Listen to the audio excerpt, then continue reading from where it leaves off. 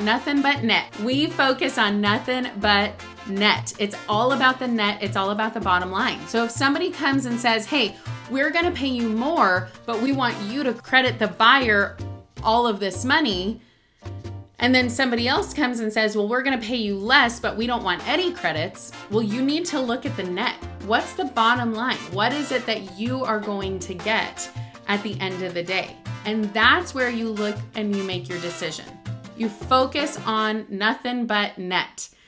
So how much does it really cost to buy and sell a house? Well, let's talk about it today. There are lots of fees that a lot of people don't take into consideration when they're thinking about buying or selling. As you can tell, I am in the middle of packing and moving and being crazy. And so I decided to make a video and say, hey, let's break down the costs and talk about how much are we actually spending when we buy and when we sell. I'm doing just that. I'm selling this place, buying another. So I am in the perfect spot to be able to tell you, is it expensive? Yes, it is. However, is it worth it? Yeah, I think so. So let's jump in and talk about some of the things that we have to keep in mind when we're thinking about how much it really costs to buy and sell. First and foremost, let me introduce myself. My name is Brittany Hannon. Handura, actually. I am a real estate agent, coach, and investor. Before I ever jumped into real estate, I had a 20-year-long career in educational leadership where I spoke, I consulted, I trained, I taught, I did basically everything that I do now, but in a totally different field. And so now I've jumped in 2018 into investing. And I bought my first out-of-state investment property in 2018. And, the process was just not that easy for me.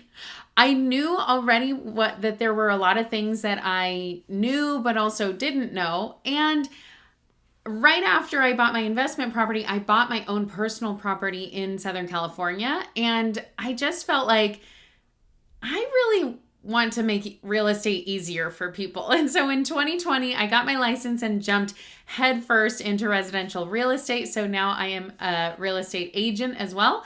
And in 2021, I started doing coaching. So just like I did for 20 years, it's very similar. I coach agents all around California and other parts of the country as well.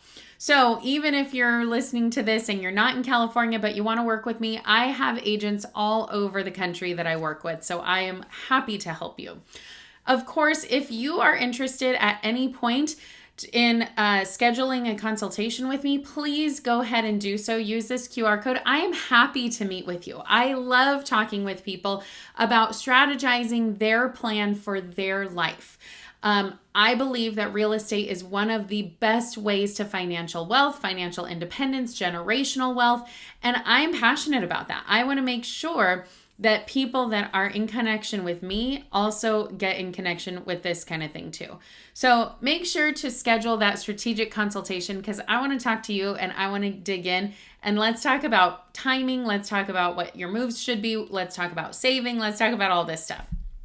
All right. So let's talk about where we're going today, where we are headed. First off, of course, we're going to talk about what's the cost of selling. What is the cost? How much does it cost to sell? Then we're going to talk about buying. What's the cost to buy? And then my favorite part, we're going to jump in and talk about the case studies. And specifically because this is my situation, we're going to talk about the case study of my house. So I'm going to give you the real life numbers of buying and selling of these houses that we're doing. And then we're going to talk about the bottom line and then it's going to be your move. So let's jump in and talk about the cost to sell. First and foremost, let's kind of get a little disclaimer out here and talk about equity.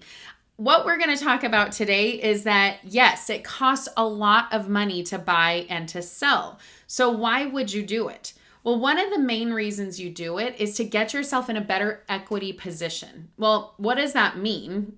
Let's talk about what equity is. Equity is the value of your home minus anything owed against the property. So most often that's going to be your mortgage, but sometimes it's going to be a solar lien, construction liens, anything else, maybe a property tax lien if you've done some improvements, all of that kind of stuff, anything owed against your property. So if you have the value of your home is $1 million, You owe $500,000 in a mortgage, plus you did some upgrades and have a lien of $100,000.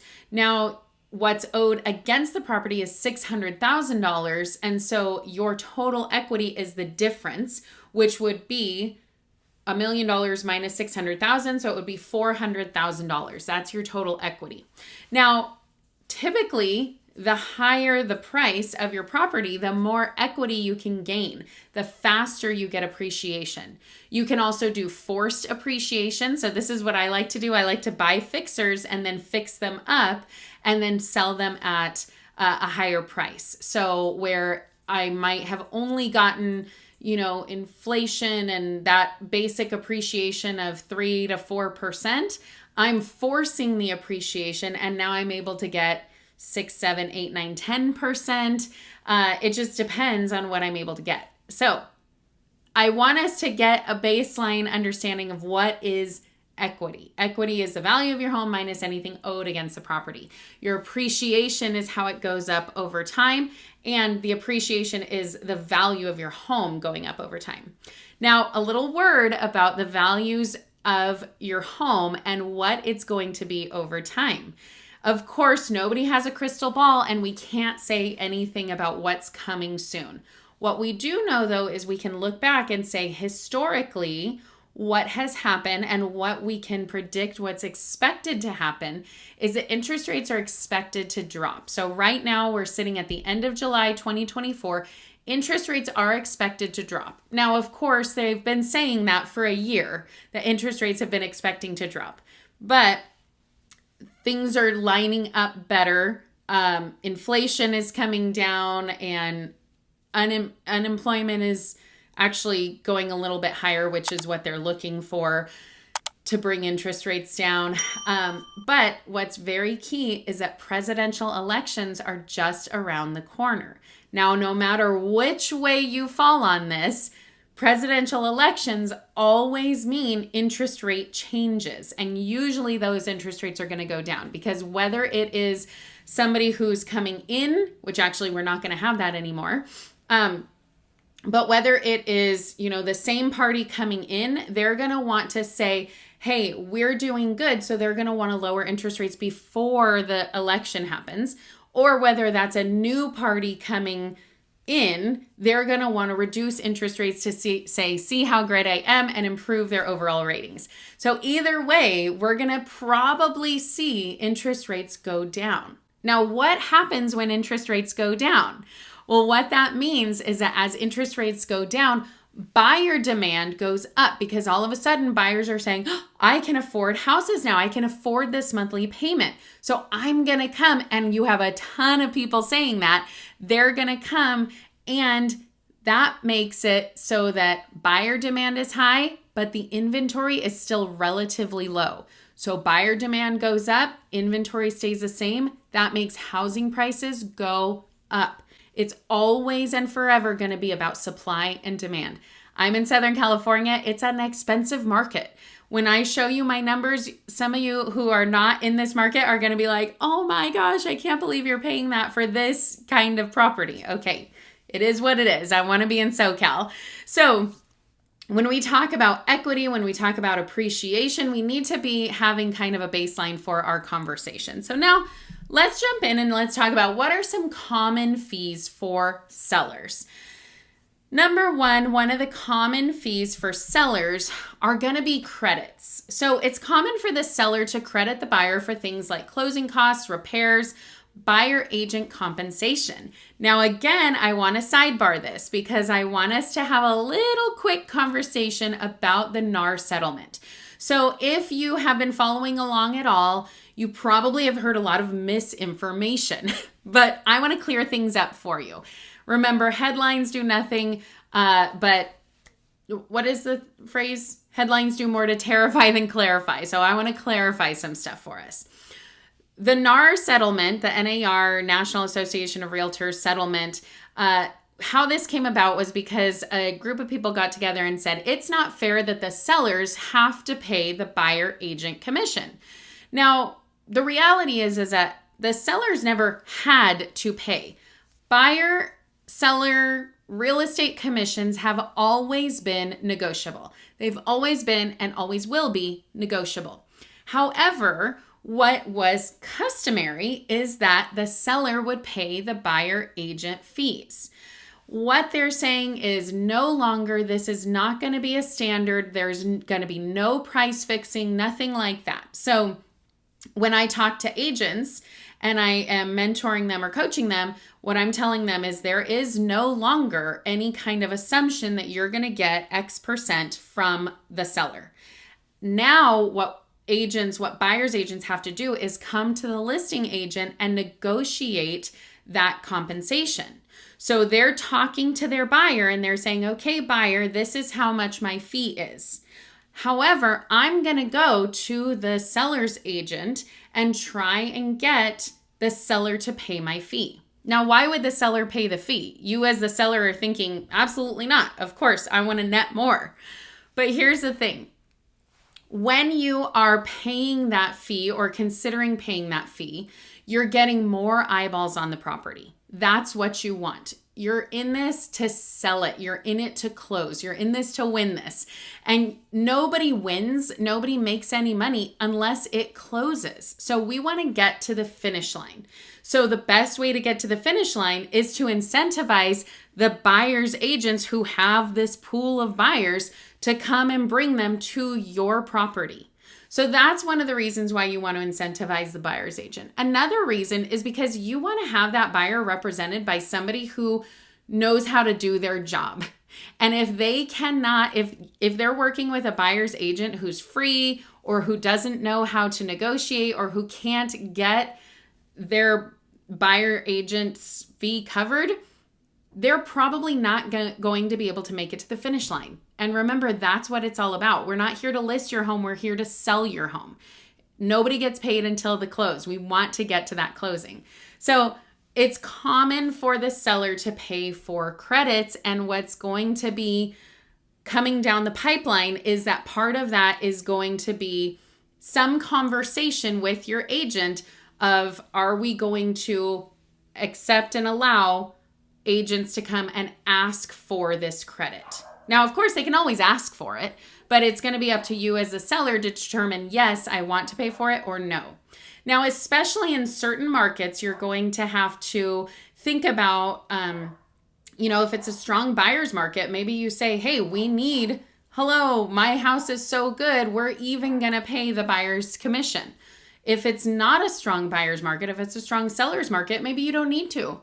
Or maybe you pay less. If you have 14 people coming to your property making offers, you probably are going to take one that is going to offer you and say, hey, we're just going to waive that buyer compensation. The buyer's going to pay me directly. Great.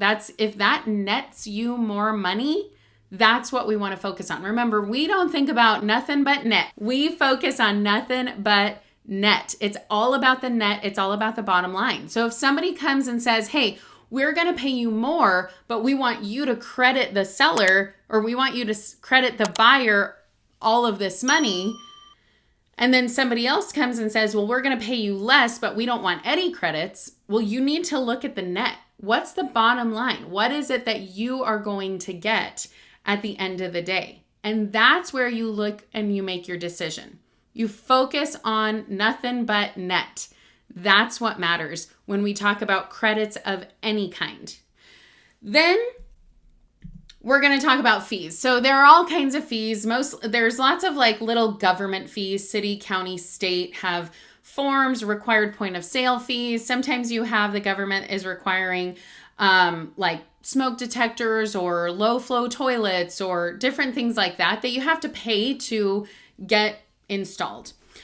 So any of these little fees, of course, you're also going to have escrow fees. You're going to have your transaction fees. You're going to have to pay for title insurance. You're going to have to pay for a lot of these things that it's common for the seller to pay for. Now, again, of course, all of this is negotiable, but these are common for the seller to pay for, because think about it. Especially if it's a first-time buyer where they don't have the equity from a house that they're selling, they're just having the money that they've scrimped and saved for.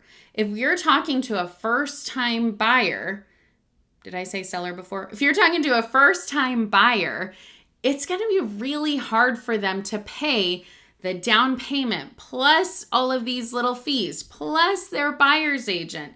So if you're taking out a whole pool of people who can't afford to do all of that stuff, you're taking out a bunch of buyers. And now all of a sudden, you're not necessarily able to get the highest price for your property. And that's what this is all about. So usually it's customary that the seller pays for these kind of government point of sale fees. And then, of course, your real estate agent. A great real estate agent is worth every penny. If you don't have one, schedule a call with me.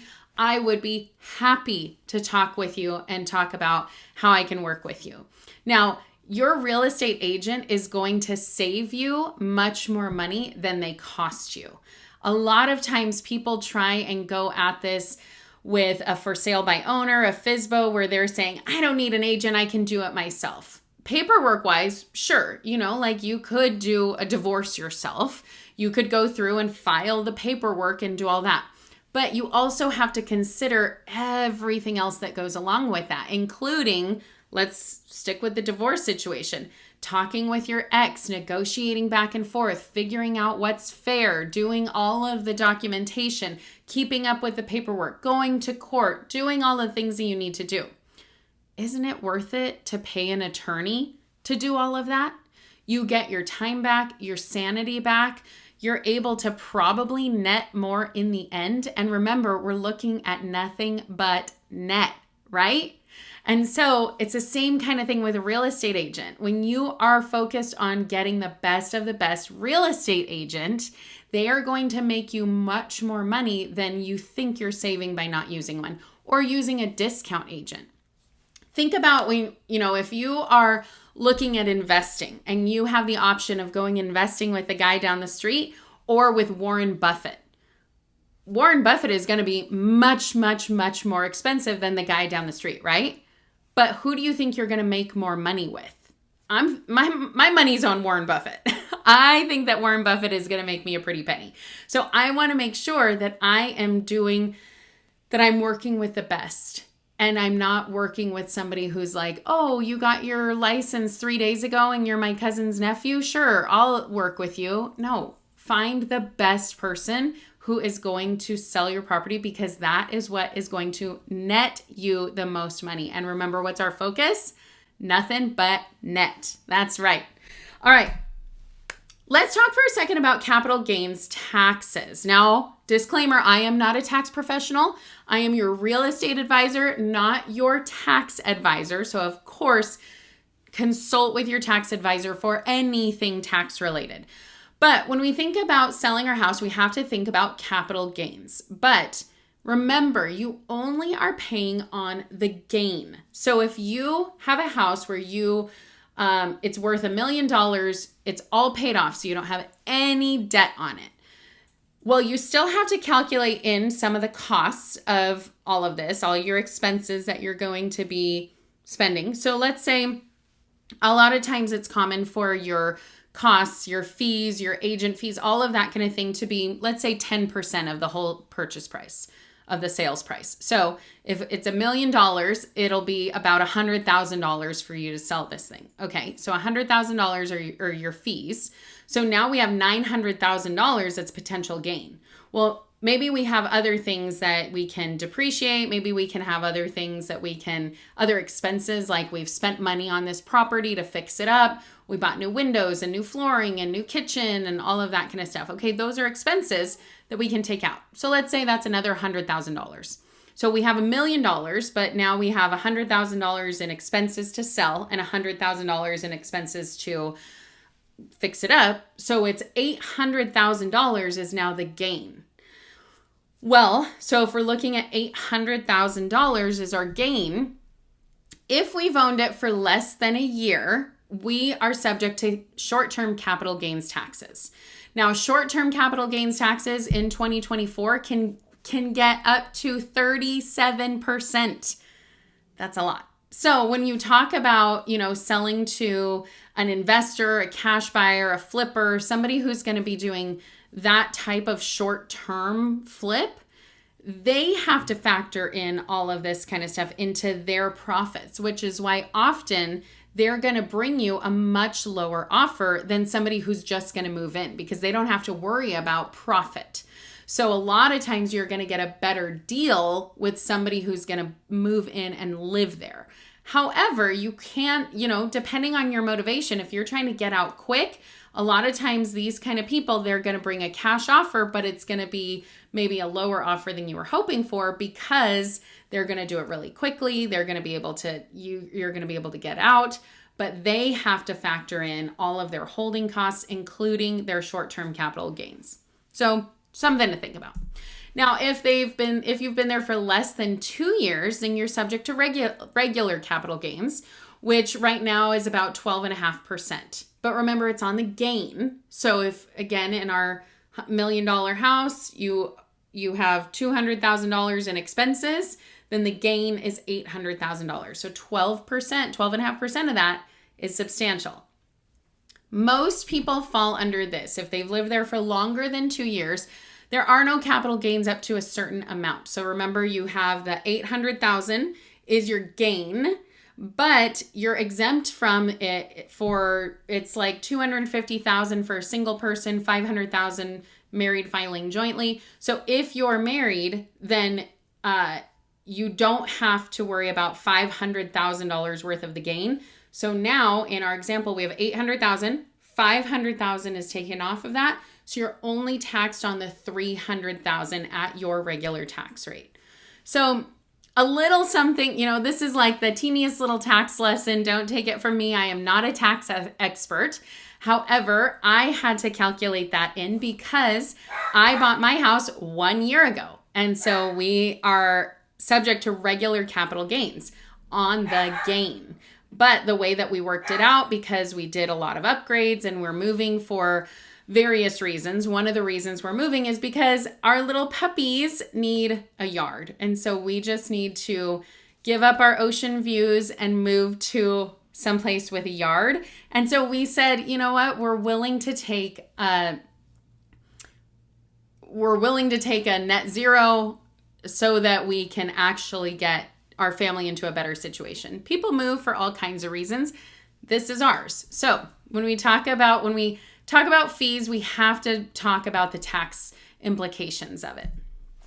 All right, so let's switch gears and talk about the cost to buy. So if you were buying something, if you're the buyer, so in my case, I'm the seller and the buyer. So let's talk about common fees for buyers. We have our initial deposit. Now, our initial deposit goes toward our down payment, but it's typically about 1 to 3% of the purchase price, and it's due 3 days from the acceptance of the offer. I just realized I'm not sharing my screen. There we go. Okay, so it's due 3 days from the acceptance of the offer. So a lot of people don't realize this, that if they have a down payment of 20% and they are buying $1 million house, that is $200,000 that they think, okay, I'll move it from this account. Okay, I'll move it from this account to another account at the end of the transaction once we're ready to close. But the reality is you have to put 1 to 3% of the total purchase price. So in that case, it's about, $20,000 to $60,000 up front. You have to wire it in up front. So you have to make sure that you have this money available to you. So this initial deposit, or sometimes called earnest money deposit, EMD, this is actually going toward your down payment, like I mentioned. So if you are putting $200,000 down and you put $60,000 as your EMD, then when you go to pay the balance of your down payment, it's only $140,000. Did I do that math right? I think so. If I didn't, you get it. So we have to make sure that that is what we're taking into account. It's not just your down payment that's being paid at the end. It's also this initial deposit that you have to pay right up front. And sometimes that can be a lot for people. Then we also have inspections. So inspections are things that are typically paid by the buyer. So home, pest, and other inspections that come up are typically the responsibility of the buyer. Sometimes the seller might decide to pay for these. And like in my case, I actually decided to pay for this in advance. I wanted to get a home inspection because I don't like surprises. I don't want to be surprised that something came out, there's mold somewhere, there's something I didn't know about. I wanted to make sure that I knew all of the things that they were going to potentially ask for. And then when your buyer is writing the offer, they're able to write it knowing exactly what they're looking for with the inspections. Now, here's the thing with your inspections. Keep in mind, let's go backwards. This initial deposit, this is for your, this is basically telling the seller that you're serious. You want to do this, you want to buy it, and if you don't perform in lots of different things, then you're saying you are willing to give the seller that money. Now, here's the thing. Your contracts, everything is written to protect the buyer because the buyer is the one putting all this money out. In the end, if everything goes to poop, the seller still has the house. They still have this asset. The buyer has nothing and they're out all of this earnest money deposit. So everything is written to protect the buyer and the buyer's money. However, this is why it's really important to get a really good real estate agent, is because your real estate agent is going to write the offer making sure that you're not going to lose this initial deposit. It's not going to end up going to the seller. So you have contingencies built in, and one of those contingencies is an inspection contingency, saying we are going to give you this initial deposit, but we need to see what this house looks like. We need to see the inspections. We need to get a pest report. Does it have termite damage? Like, what is it that I need to see? That is really important, and that's one of the contingencies built in. So as long as you and your agent don't remove all of your contingencies, you're still good to have that initial deposit. So to get that back if you end up canceling for some reason. This is one of the reasons why your agent is going to save you so much money and so much hassle and so much headache. So number 3, that real estate agent, again, worth every penny when you get a good one. If you don't get a good one, then this statement doesn't stand. You have to get a great agent. And of course, if you don't have one, schedule a call with me today. Now, when we talk about your real estate agents on the buy side, what's really important, and one of the main things that they're doing, is they're protecting this initial deposit. And so remember, when I talk about, you could go at it and you could say, well, I'm just going to get, I'm just going to go and get one of these like paper filler outers and I'm going to fill out all this paperwork and all this kind of stuff. No, you cannot do that on your own. I mean, you can technically, sure, but you're going to be leaving money on the table. Your real estate agent is going to bat for you. They're negotiating on your behalf. They are making sure that you are getting what's due to you. And so if you're trying to do this on your own, you're really going to have a hard time doing that, because think about too, on the other side, if they have an agent and you don't, who do you think is going to come out better on the end? I'm thinking the one who is represented. And so you need to make sure that you have a good, high quality agent. Don't go with a discount agent. Don't go with a discount brokerage. Go with a high quality agent. Again, they're going to save you more money than they cost. And remember, depending on market conditions, depending on the property, depending on a lot of different things, you potentially can get the seller to pay for your agent fees. So you might not even have to worry about that. But again, total disclaimer, it really has a lot to do with external factors and what you want. And so it really just depends. All right, so let's talk about some other costs to consider when you're buying. Number 1, your down payment can be anywhere from 3 to 20% or more. Your down payment could be 100% if you really wanted to, if you're buying with cash. But the typical is between 3 and 20%. With a conventional mortgage, you can put 3% down. You can put 5% down, 10% down, 15% down. 20 is what people in their head think of as standard, because at that 20%, your private mortgage insurance falls off. What private mortgage insurance is basically insurance to protect the bank. The bank is saying, if you default, we're going to make sure that we get our money. So that insurance, that mortgage insurance is left there until you are at an 80-20 price loan to value.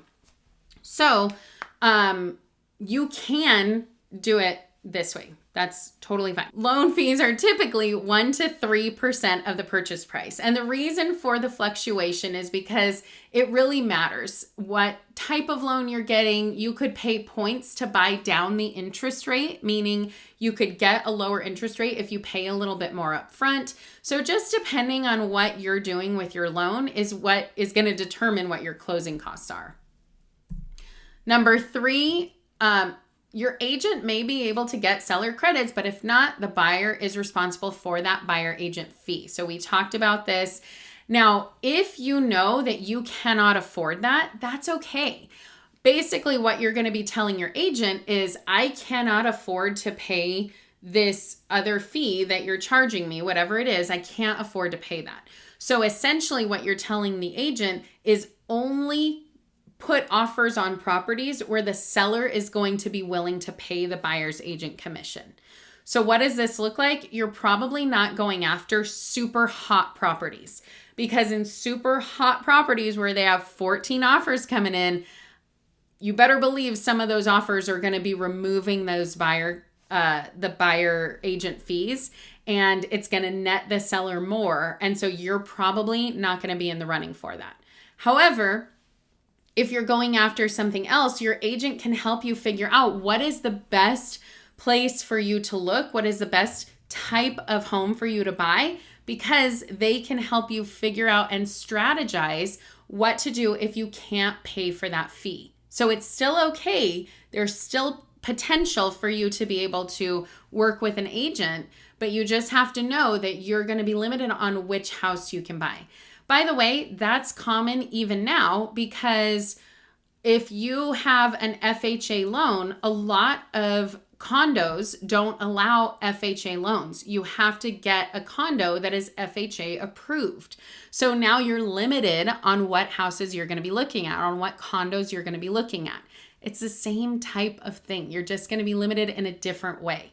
So don't look at this as something that is a hurdle or something that is impossible and so you just are not going to buy. Think of it as, how can I buy? And remember, getting that great agent is going to help you figure that out. Number 4, moving. Moving is so expensive. Movers, packers, junk haulers, they can cost anywhere between $1,200 to $5,000 and up.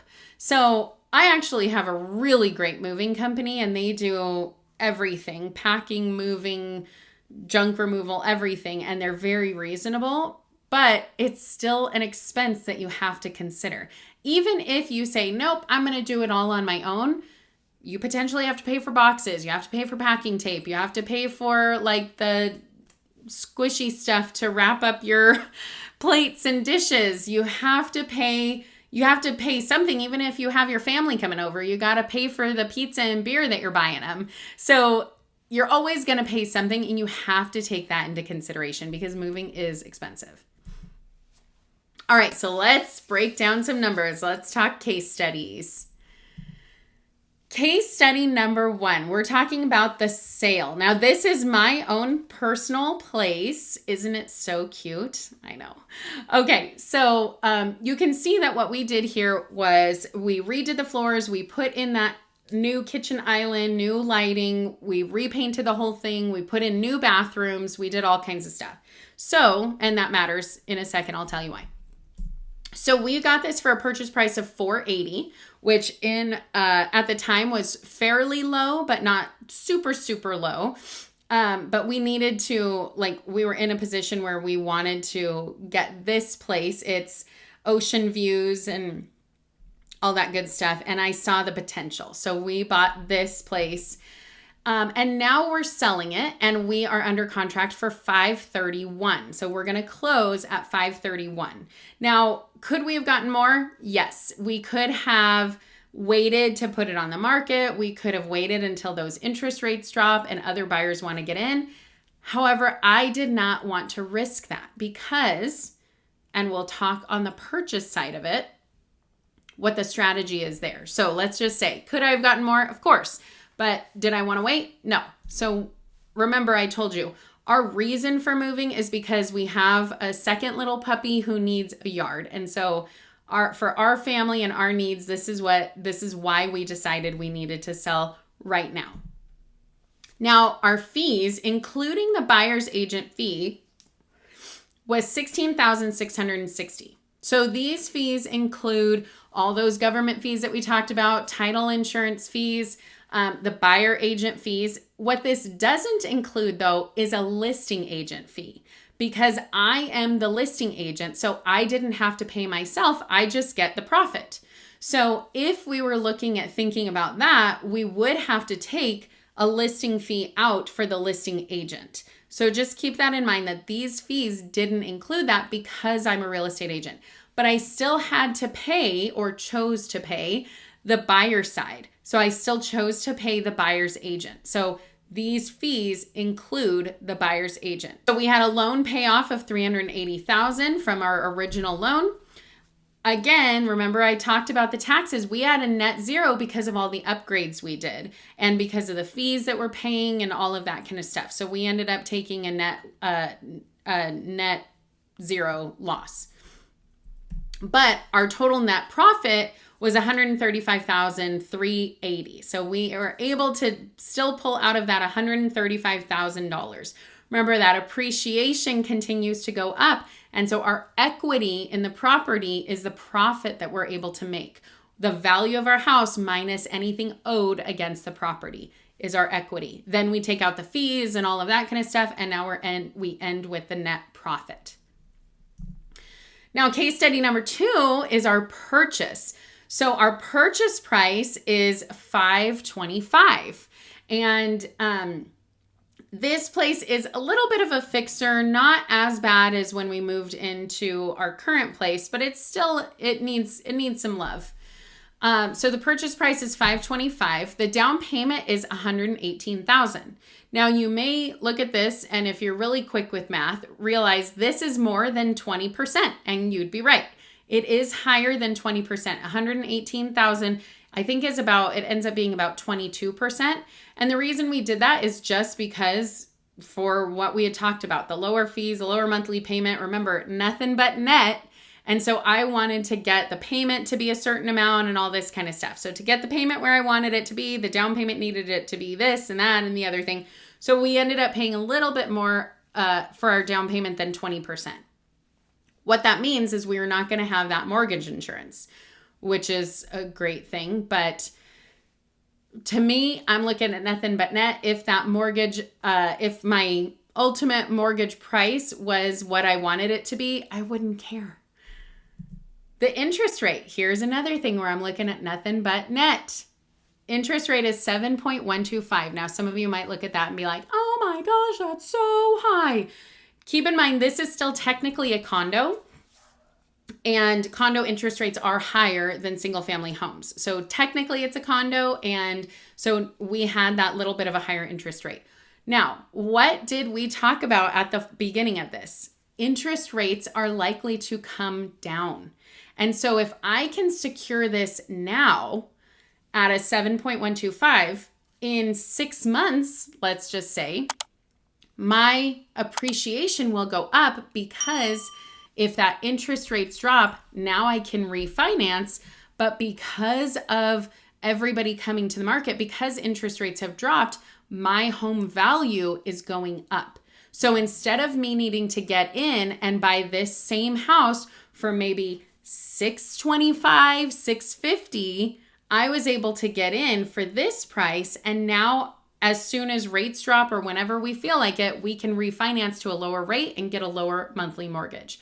This is why when people are buying now, this is why they're buying now, is because they're smart.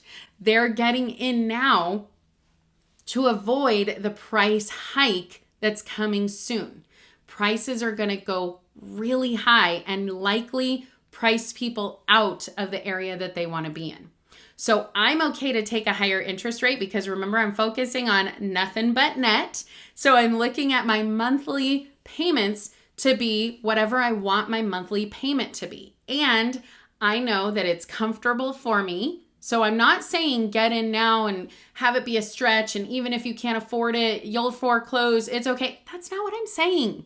I'm saying get in, get a comfortable payment, and then once you can refi, now that's going to be even better for you. Now you can take some of those savings and maybe do some upgrades and force that appreciation like we were saying. My closing costs are $17,000. These are because of the loan costs, because there were some loan points that we paid and things like that. So the closing costs were $17,170. And so our total cash to close was about $135,000. So $135,000, when you're talking about the down payment is $118,000, but now remember closing costs and all those fees, they add up. Plus we're going to have to pay to move and all of this. We're talking 140 grand here to move. Now, is it worth it to me? Absolutely. Because now I'll be in a place where I can grow that appreciation faster. We're in a place where it's better for our family situation, and it's worth it to me to have moved because now I can force that appreciation again. So the next time I move, I might be able to pay to pull 200,000 out of it, 250 out of it, who knows? But I decided to do this strategically. And that's what's important for you to know, is that strategically, what is the best move for you? That's what we want to focus on. All right, let's talk about the bottom line. So the bottom line, buying and selling is expensive. We know this. There's no way around it, but knowledge is power and you can make a smart investment even now today.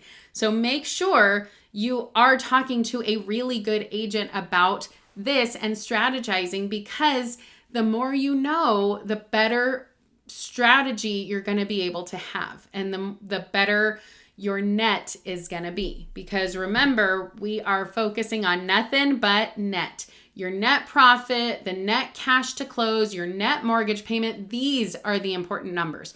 Not the fees that you're paying, not all of this kind of stuff, because that's just the cost of doing business. That's just what it costs to do this kind of thing, to make this type of large real estate transaction happen. You're going to have to pay these fees. So when you're looking at it, don't look at the fees, look at the net, nothing but net. And then of course, get a great agent. Schedule a time to meet up with me to come up with the best strategy. Remember, if you have a great agent, they are worth their weight in gold because they are going to save you much, much more money than they cost you. So make sure when I say work with a great agent, I'm not saying work with like Susie or Bob down the street. I'm saying find the best agent and work with them. Now it's your move. I want you to schedule a call with me today. Scan this QR code and let's set up the time to meet. Let's set up a time to talk about your strategy, about exactly what it is that you are going to be able to do. And remember, if you're not in my area, Southern California, that's okay. I work with agents all over the country. Let's plan a time to meet and I can connect you with a great agent based on your needs and focusing on what you want the outcome to be. So thanks for coming. This was great. If you have any questions, be sure to write them down in the comments and I will see you in the next video.